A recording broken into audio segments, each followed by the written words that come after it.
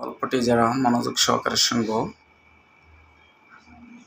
তারা কখনোই রাগের মাথায় অন্যকে কটু কথা বলবো না।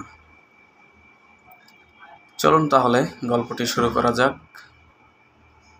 একদা এক ছেলে ছিল। ছেলেটি রাগের মাথায় অনেক খারাপ ব্যবহার করত, কিন্তু একদিন তার বাবা তাকে বললেন যে তুমি যখন রেগে যাবে আমাদের বাগানে একটি কাঠের বেড়া আছে, সেখানে তুমি একটি করে প্যারাক মারবে। এভাবে করে সে বাবার কথা মতো প্রতিদিন যখনই রেগে যায় সে কিন্তু প্যারাক মারতে থাকে। তো প্রথম দিনে সে 37টি টোটাল প্যারাক মেরেছিল।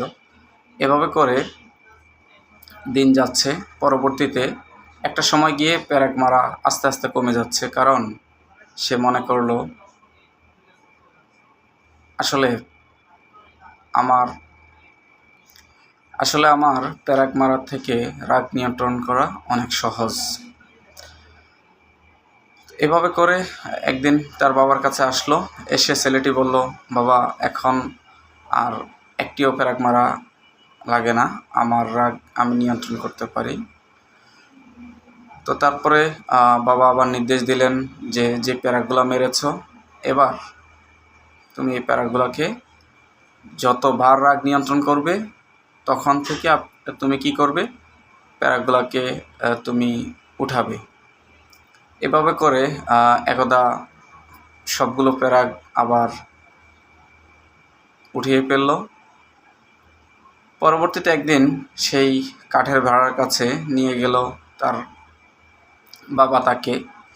সেখানে গিয়ে দেখল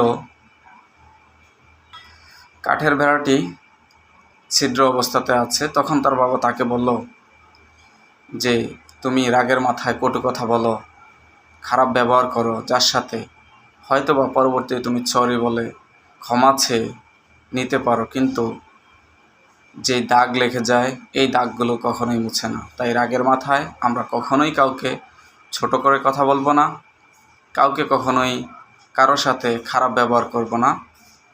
ভিডিওটি সবার ভালো লাগলে সবাই লাইক, কমেন্ট, শেয়ার করে পাশেই থাকবেন। ধন্যবাদ।